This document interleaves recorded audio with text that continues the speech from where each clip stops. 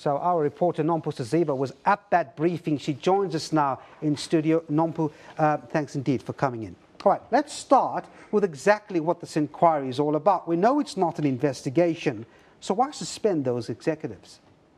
Okay, let me answer the first leg of your question.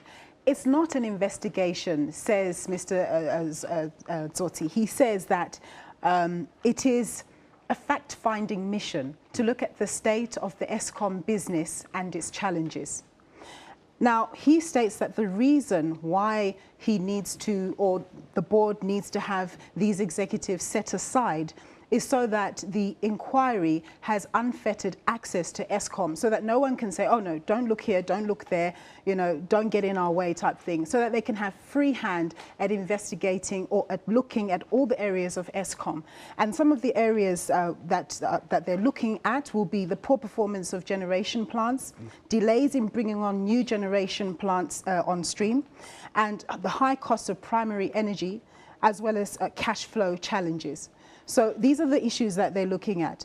Now, Mr. Tsotsi was at pains to stress that it had nothing to do with any wrongdoing that's being attributed to the executives. Let's take a listen to what he had to say. Even though we have invoked the term suspension, there is no intent or suspicion of wrongdoing. So there are no charges that have been labeled against them, not at all. So it is a suspension merely because we feel that it is important that the exercise be carried on in an unfettered environment. Well, Nompu, what a time to come, though. I mean, one can't imagine the impact this sort of thing will have on a utility that's already struggling to deliver. Well, it is struggling to deliver, as you say, Devon. You know, we've had issues around load shedding, the fact that we've had a shift of leadership in a very short while, that doesn't sit very easily.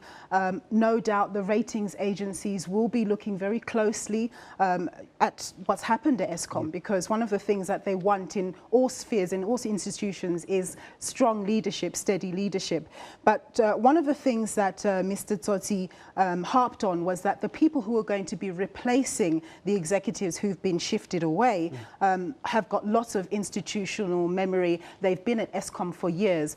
One of them has been there for 21 years. We've got people who've got real capacity. One's an engineer, chartered accountant, and so on and so forth. If I can just go through some of the names. The gentleman who's going to be taking over from Tsidise Matona, his name is Zitemba Khoza. He's a non-executive board member at Eskom. Ms. Nonkululeko is going to be taking over from Tsholofelo Molefe, and Abraham Masango is going to be taking over from Dan Morokani. He's at Group Capital. A chap called Mr. Edwin Mabelani will be taking over from Machela Koko, who's at Commercial and Technology. All of these people are already within Eskom. So he feels, he almost wanted to convey that there will be continuity because these people understand Eskom. I want to go back to why this inquiry was launched in the first place. I mean, no doubt Mr. Zola Tsotsi makes this announcement, but we know for a fact that some of the problems, as he put it, have been around for years at Eskom. I mean, the plants, the delays, the cost of energy. Why now? Yeah, I mean, it's a fair point that you're making, but he says that it's quite important for the board to get a sense of where Eskom is at right now, because there are a myriad of issues that are affecting the utility right now. If we can just take a look at what he had to say just now. The board needs to establish a benchmark or a baseline of where the organization is at, independently. And I think that, you know, right-thinking South Africans and the public and our customers would appreciate knowing what, in fact, the baseline is that we're working from.